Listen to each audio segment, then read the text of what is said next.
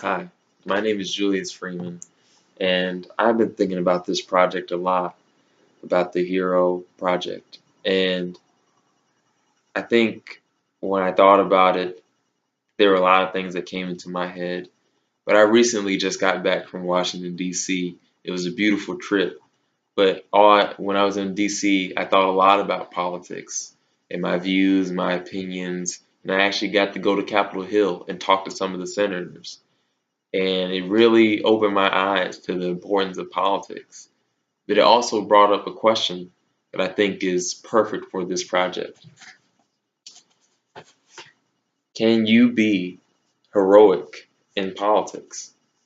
That's my question.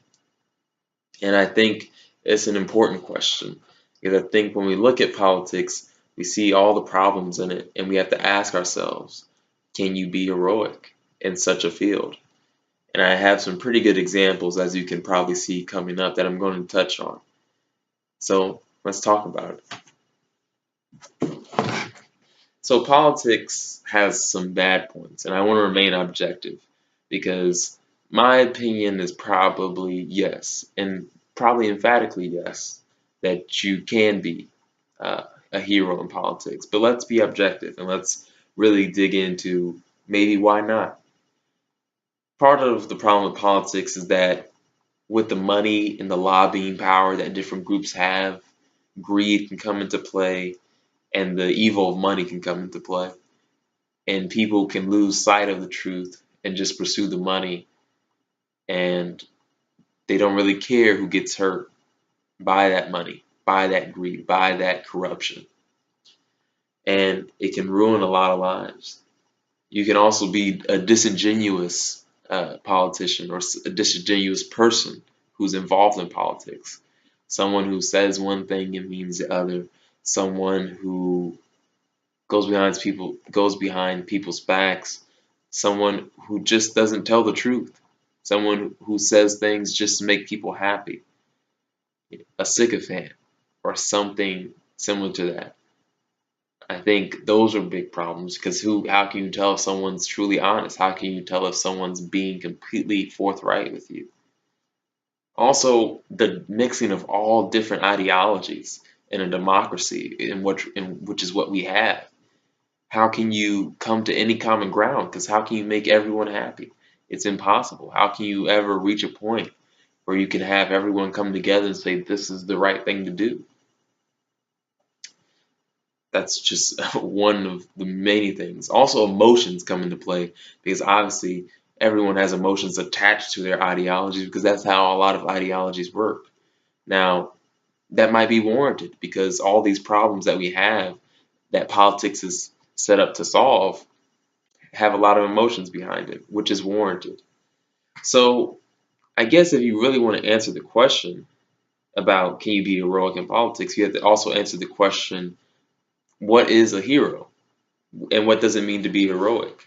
I personally believe that what it means to be heroic is to be courageous, meaning to stand in front of against something, against an evil, or not even evil, just a barrier to what you are after, and face it head on with no fear, and be courageous, and be willing to stand in the fire and be tested. So I guess I decided that there are, in my opinion, a lot of good examples of that and some personal heroes of mine. So I brought up, in my opinion, that you have Obama here, President Obama, MLK, Thurgood Marshall, JFK, and Abe Lincoln. And I also put the Capitol building here just so we could understand that this is about politics. This is the Capitol building here. Uh, so let's start with Obama first. Obama, I would say, was heroic. Whether you agree with him or not, he was heroic for the gay marriage.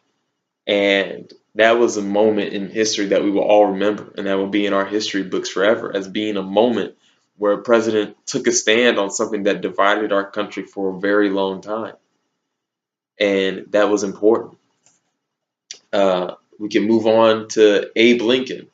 Now, Abe Lincoln, I mean, it's hard to explain how important Abe Lincoln is, but to put it plainly, if Abe Lincoln doesn't go through the Civil War, if he doesn't go through with abolishing slavery, where are we now as a country?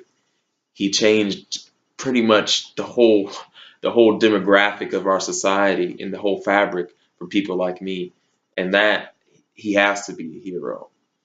Next, Thurgood Marshall. Thurgood Marshall was the first Black Supreme Court justice, and he helped to push the civil rights movement in the right direction and get a lot of things passed. And without him, another reason I might not be sitting here as comfortable as I currently am. And for that, he is a hero because it took a lot of courage to do what he did. JFK, what can you say about JFK? I mean, he died for this. He died in a time where people didn't want people like me to have the same rights as other people. And he died for that reason. He stood in the face of death and said, "This is a bigger thing than me." And lastly, I mean, MLK. He was a man who stood for courage. He stood for nonviolence. He stood for peace, the strength of peace, the strength that this movement is bigger than me. This movement is bigger than my emotions that can be overtaken, that people need to see a human being for a human being without violence attached to it. And he stood up there and said that there's something deeper in us, a deeper virtue than the skin that we have, than the melanin in our skin. It's something so arbitrary and socially constructed. There's a deeper virtue, that there is content of character. And that in itself is more important than what we have in our skin and in our melanin, something that we cannot control. And for that, that is courageous, because that is something that he died for. That is something that he stared death in the face on multiple occasions and continued to march forth. He had his house bombed. His life was threatened on thousands of occasions, but he stood strong.